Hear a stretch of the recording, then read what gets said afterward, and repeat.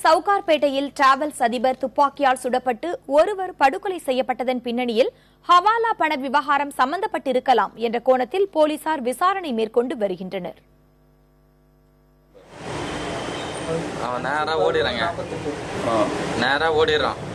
சரி, இப்போ டிவிஆர் எடுக்கணும்.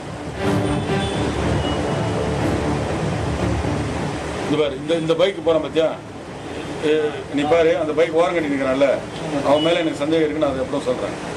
அந்த ரெண்டு பசங்க அக்கன்ஸ் பண்ண பிறகு ஓடுறான் பாரு. தப்பி ஓடும் இந்த நபர்தான் தற்போது சென்னை போலீசாரால் தீவிரமாக தேடப்பட்டு வரும் குற்றவாளி. சவுகார்பேட்டையில் வியாபாரியை துப்பாக்கியால் சுட்டுக் கொன்ற சம்பவத்தில் பொருத்தப்பட்டிருந்த சிசிடிவியில் இவரது காட்சிகள் பதிவாகியுள்ளன. இந்த சம்பவத்தை சில நொடிகளில் அரங்கேற்றிவிட்டு தப்பி ஓடிய இவர் பிற மாநிலத்தைச் சேர்ந்தவராக இருக்கலாம் என போலீசார் சந்தேகிக்கின்றனர்.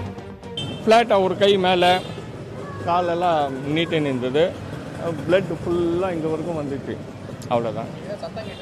இல்லை சத்தம், நான் ஏசி ரூமில் இருந்தேன், சத்தம் கேட்கல, துப்பாக்கி சத்தம் எதுவும் கேட்கல. எங்களுக்கு கேட்கல, வெளியில் இருக்கிறவங்க சொல்கிறாங்க துப்பாக்கி சத்தம் இருந்ததுன்னு சொல்லிட்டு, வெளியில் கேட்கல.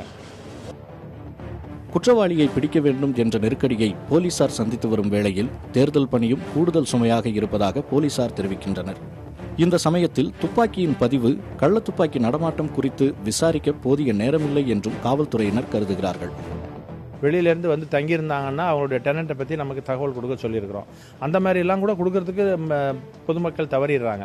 அப்படி இருக்கும்போது யார் வந்திருக்காங்க, நம்மளுடைய ரேண்டமாக செக் பண்ண தான் முடியுமே தவிர ஒவ்வொருத்தரையும் கம்ப்ளீட்டாக தரவாக செக் பண்ணுற அளவுக்கு ஒரு டைட்டான ஒரு மெத்தட் நம்மகிட்ட கிடையாது. பீகார், அஸ்ஸாம், கொல்கத்தா உள்ளிட்ட மாநிலங்களிலிருந்து கள்ளத்துப்பாக்கிகள் குறைந்த விலைக்கு கடத்தி வரப்பட்டு தமிழகத்தில் அதிக விலைக்கு விற்கும் கும்பலும் செயல்படுவதாகவும் போலீசார் தெரிவித்துள்ளனர். கண்காணிப்பு கேமராவில் பதிவான காட்சிகளையும் காவல்துறையை கைப்பற்றியிருக்கிறார்கள். அதில் ஒருவர் தப்பி செல்லும் காட்சிகள் பதிவாகியிருக்கிறது. ஆனால் அவர்தான் அந்த கொலையை செய்தாரா, அவர் எங்கிருக்கிறார் என்ற பல்வேறு கேள்விகள் எழுகிறது. அது தொடர்பாக காவல்துறையினர் பல்வேறு கோணங்களில் தங்களுடைய விசாரணையை தொடர்ந்து கொண்டிருக்கிறார்கள். புதிய தலைமுறைக்காக ஒளிப்பதிவாளர் பிரேமுடன் சுப்பிரமணியன்.